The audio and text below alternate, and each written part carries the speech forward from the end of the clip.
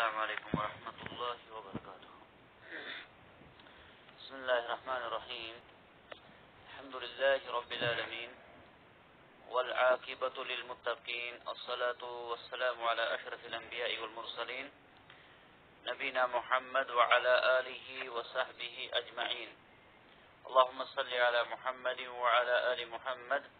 كما صليت على إبراهيم وعلى آل إبراهيم إنك حميد مجيد. اللهم بارك على محمد وعلى آل محمد كما باركت على إبراهيم وعلى آل إبراهيم إنك حميد مجيد. اللهم علمنا بما ينفعنا وانفعنا بما علمتنا إنك على كل شيء قدير. معزز کرام، جو ہم نے اس کتاب کو اختیار کیا تھا نواقض الاسلام، ایک اہم کتاب ہے. اس میں وہ چند امور ذکر کیے گئے ہیں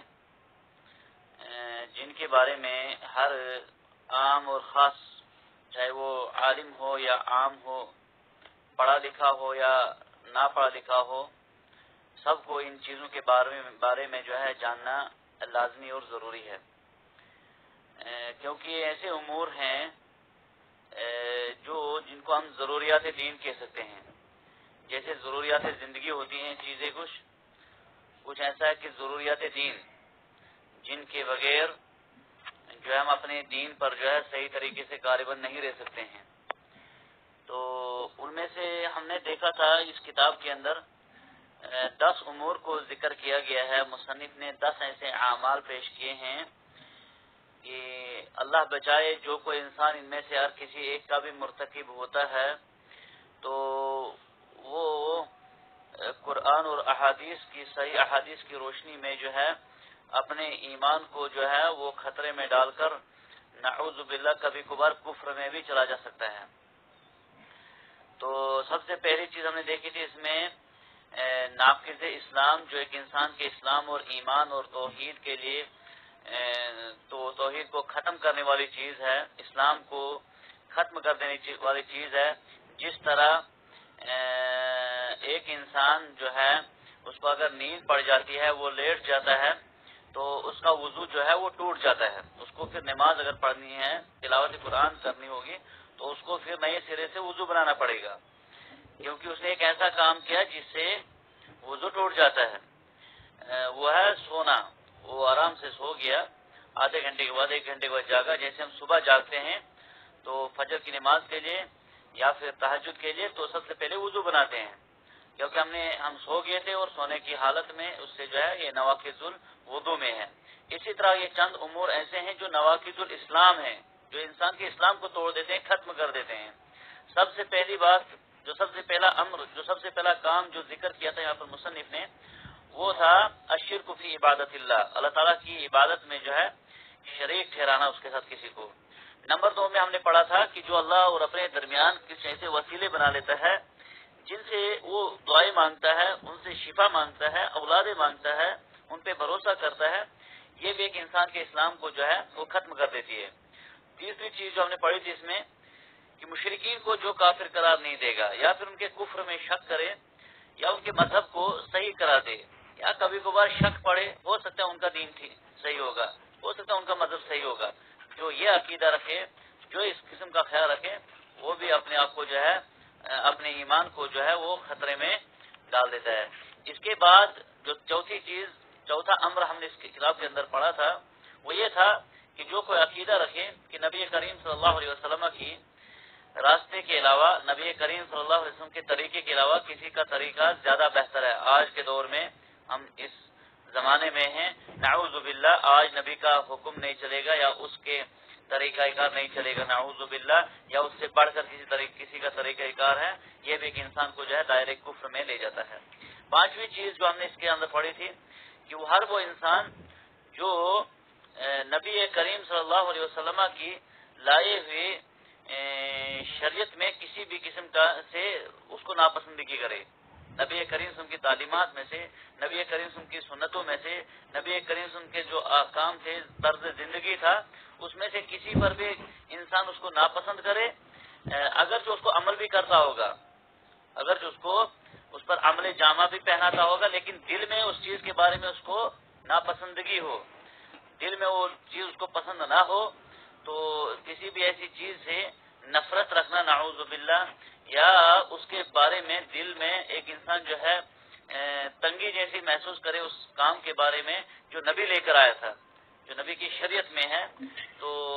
یہ ایک انسان بھی جو ہے اپنے آپ کو اپنے ایمان کو خطرے میں ڈالتا ہے۔ اسی طرح چھٹی چیز ہم نے پڑھی تھی کہ جو بھی نبی کریم صلی اللہ علیہ وسلم کی لائی ہوئی شریعت جو ہے، دین جو ہے، یا دین اسلام میں سے کسی بھی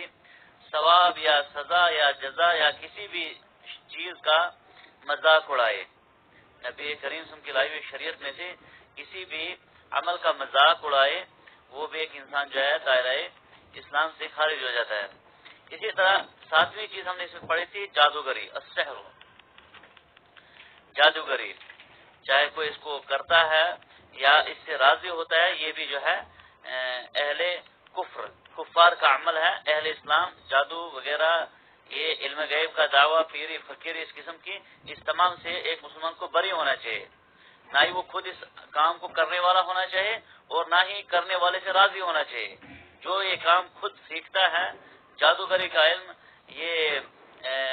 جیسا کہ بعض دفعہ یہ دیکھا جاتا ہے، کچھ لوگ کیا کرتے ہیں، وہ تنہائی گزارتے ہیں کچھ ٹائم کے لیے۔ یہ ایک خطرناک مسئلہ ہے سامعین کرام، اس کو ہمیں سمجھنا چاہیے۔ جیسا کہ میں نے سورہ بقرہ کی آیت نمبر 102 آپ کے سامنے اس وقت درس میں پیش کی تھی، اس کو انشاءاللہ آپ بھی قرآن کریم کی اس آیت کا آپ ترجمہ دیکھیں، اس کی تفسیر پڑھیں۔ سورہ بقرہ آیت نمبر 102، اس میں کیا اللہ رب العالمین کیا فرما رہے ہیں؟ یہ جو جادوگری ہے یہ چھوٹا کام نہیں ہے۔ یہ جو چلے کاٹنے کے لیے کہیں 40 دن کے لیے چلا جانا، کہیں مہینے کے لیے چلا جانا، کہیں اور کچھ دن کے لیے چلے کر تنہائی میں وہ ان شیاطین جن کے ساتھ اپنے آپ کو، پھر ان کے ذریعے سے ان کو اپنا ولی بنا کر، پھر ان کے ذریعے سے بڑے بڑے دعوے جھوٹے کرنے کے لیے جو ہے یہ کام کیا جاتا ہے، یہ بھی ایک انسان کو جو ہے اس کے ایمان کے لیے خطرہ ہوتا ہے، اس کو اسلام سے باہر نکال دیتا ہے۔ لہذا ایک مسلمان ہو، نبی کریم صلی اللہ علیہ وسلم کا امتی ہو، اس کے لیے یہ بالکل بھی یہ چیز زیبا نہیں دیتی کہ وہ ایسا کام کرے یا ایسا کام کرنے والے سے راضی ہو، بلکہ یہ علم النجوم ہے، جو ستاروں کا علم، یا پھر یہ جنوں ونوں کے پاس ان کے تنہائی میں پھر ان کے حوالے سے کچھ سیکھنا ان سے، یا وہ کوئی کام کرنا، جیسا کہ ہمارے اس معاشرے میں کئی مقامات پر ایسی چیزیں پائی جاتی ہیں جو پہلے ایسا کرتے ہیں۔ اور یہ ہم نے بھی سنا ہے بزرگوں سے کہ پہلے بھی ایسے ہوتا تھا، کوئی ایک آدمی کچھ وقت کے لیے تنہائی میں چلا جاتا تھا کہیں دور، اس سے اسلام نے جو ہے منع کیا ایسے کاموں سے، تو وہ کچھ دن الگ گزار کر کہیں دریا کہیں اور کہیں جگہ پر جا کر تو پھر وہ چیزیں سیکھ کر آتا ہے، پھر وہ کیا بنتا ہے، وہ لوگوں کو بھٹکانے کے لیے خود کو پیر اور خود کو بڑے بڑے دعوے کر کے نعوذ باللہ، اور کبھی کبھار کہتے ہیں یہ کہ ہم جانتے ہیں، اب ہم جانتے ہیں کہ آپ کے گھروں میں کیا ہوتا ہے، یعنی علم غیب کا دعویٰ کرتے ہیں۔ اور ہم نے درس کے اندر اصول الثلاثہ میں اس چیز کا ذکر کیا تھا کہ جو یہ دعویٰ کرے کہ اس کے پاس علم غیب ہے، وہ غیب کی خبریں بتاتا ہے، وہ طاغوت ہے، ابلیس کا سمجھو دوسرا نام بھی ہے، ابلیس کے راستے پر چلنے والوں کا نام ہے، کیونکہ عالم الغیب، غیب کی خبریں بتانا یہ اللہ کی صفت ہے، یہ تو انبیاء کرام کو بھی اللہ نے نہیں دی۔ کسی بھی مخلوق کے لیے علم غیب کا تصور رکھنا، علم غیب کا عقیدہ رکھنا، یہ ایک انسان کے لیے خطرناک ہے، ایمان کے لیے، اس کے اسلام کے لیے۔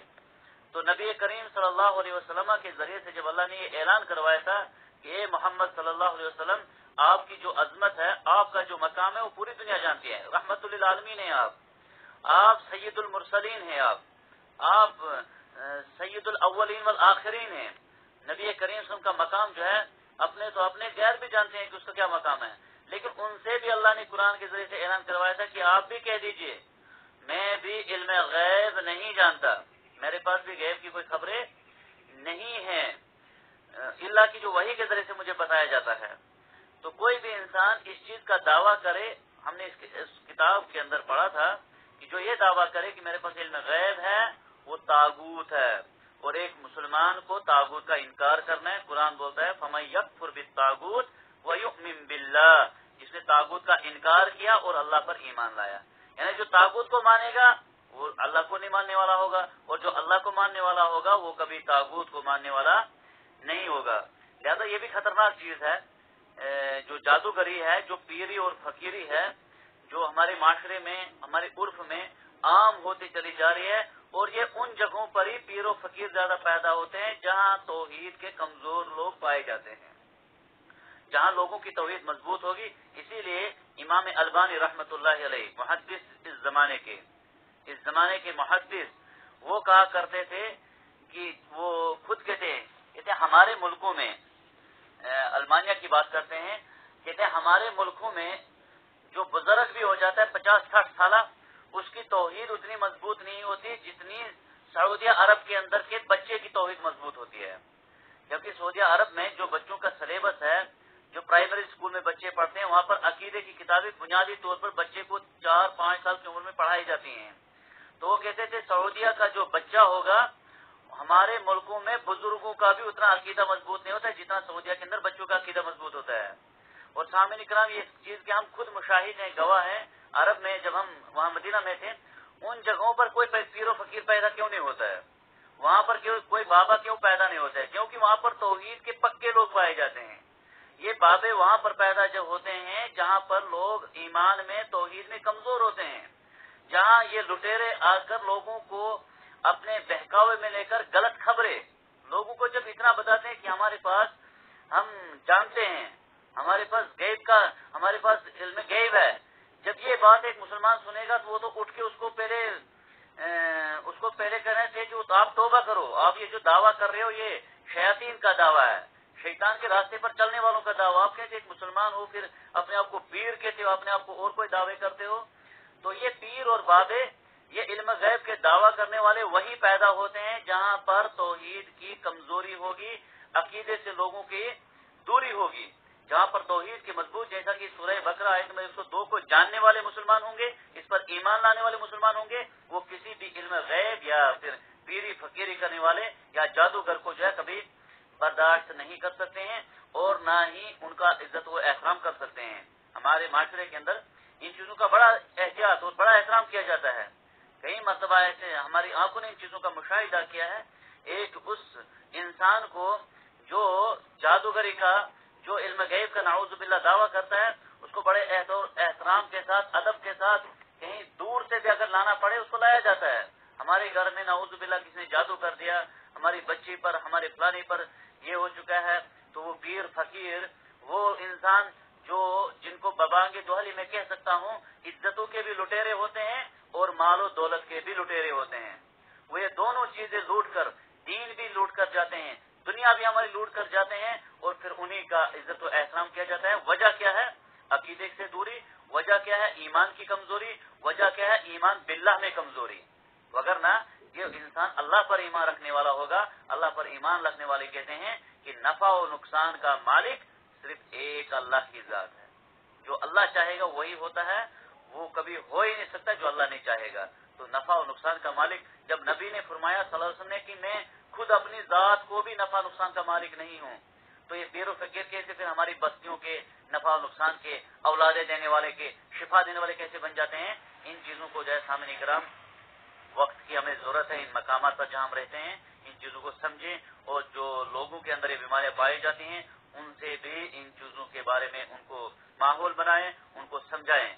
تو یہ 7ویں چیز تھی۔ 8ویں چیز تھی کہ مشرکین کی مدد کرنا، خاص کر ان کفار کی مدد کرنا جو مسلمانوں کے جو ہے خلاف نہاد پر ہوں،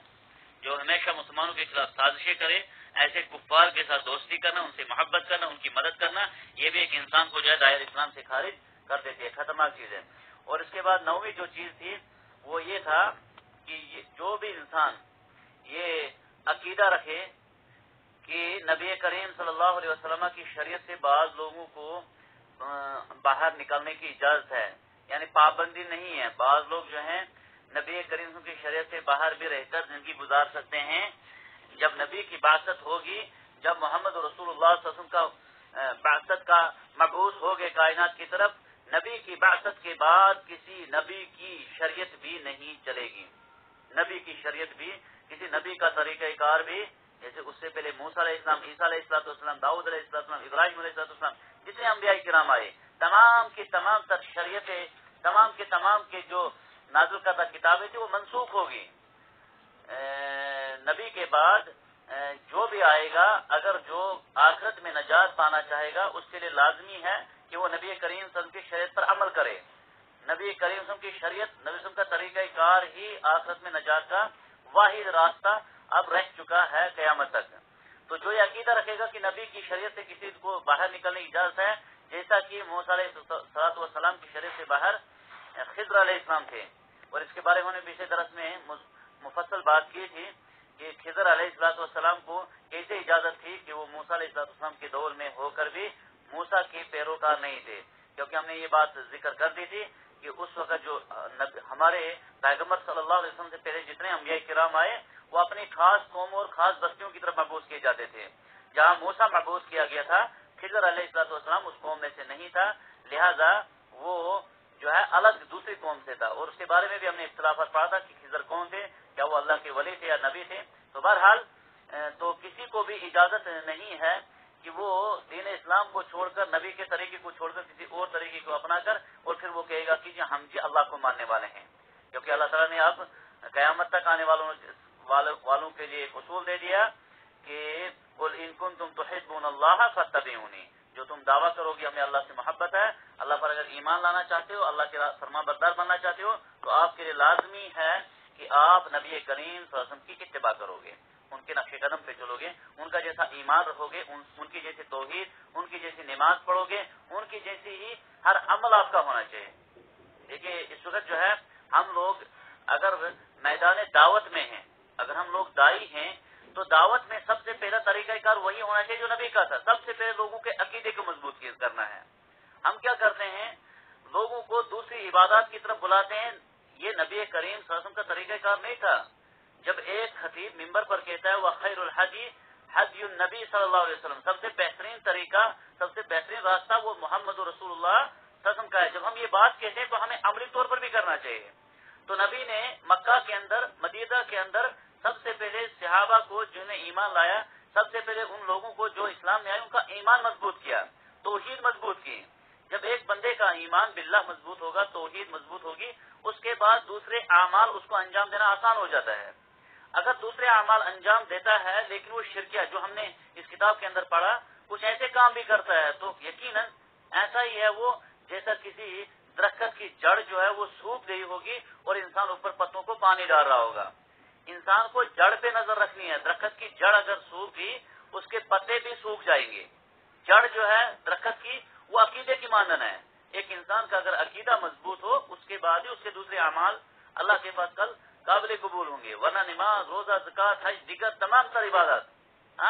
دعوت، تعلیم، یہ تمام تر امور جو ہیں رائگاں ہوں گے اگر عقیدہ انسان کا خراب نکلا، عقیدے میں فالٹ ہوگا، عقیدے میں نقص ہوگا، یا عقیدے میں یہ چیزیں پائی جائیں گی جو ہم نے اس کتاب کے اندر پڑھی۔ تو ایمان کے ساتھ ساتھ قرآن کریم میں اللہ رب العالمین نے فرمائی جگہ پر کہ ایمان کے ساتھ جو ہے وہ شرک جو ساتھ ساتھ نہیں ہونا چاہیے، ایمان جو ہے وہ خالص چاہیے اللہ تعالیٰ کے لیے۔ تو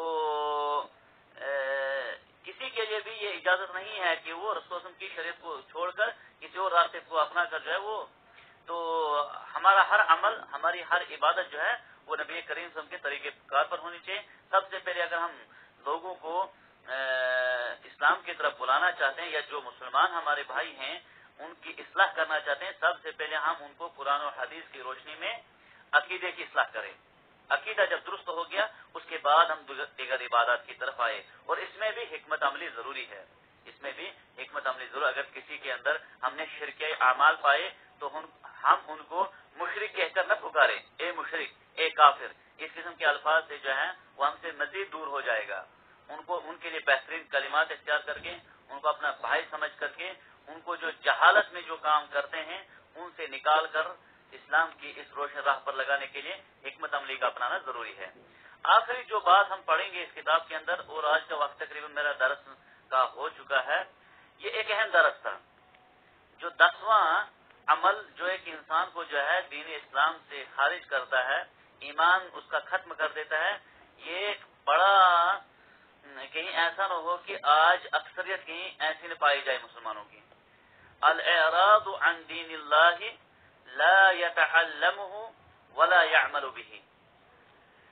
وہ انسان بھی اپنے ایمان کو جو ہے ایمان سے ہاتھ دھو بیٹھتا ہے، اسلام سے باہر نکل کر دائرے کفر میں چلا جاتا ہے،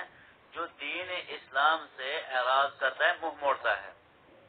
اور منہ موڑنے کا مطلب کیا ہے؟ نہ ہی دین اسلام کو سیکھتا ہے، نہ ہی دین اسلام کا علم سیکھتا ہے، ولا يعمل به، اور نہ ہی اس پر عمل کرتا ہے. یہ ایک خطرناک مسئلہ ہے، خطرناک پہلو ہے، خطرناک عمل ہے، جو آج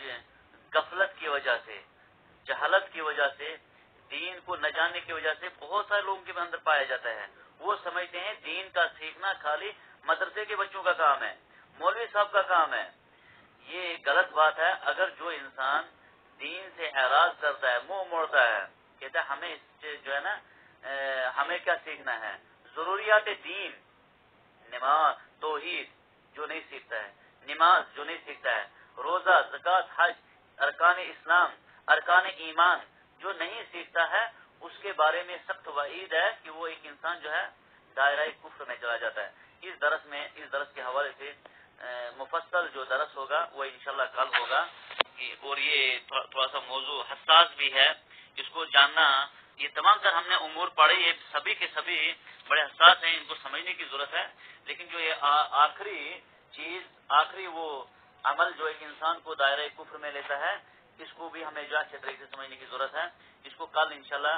اگلے درس میں ہم اس کو تفصیل سے پڑھیں گے، کیونکہ ابھی شیخ زاہد صاحب کا درس جو ہے اس کا وقت ہو چکا ہے.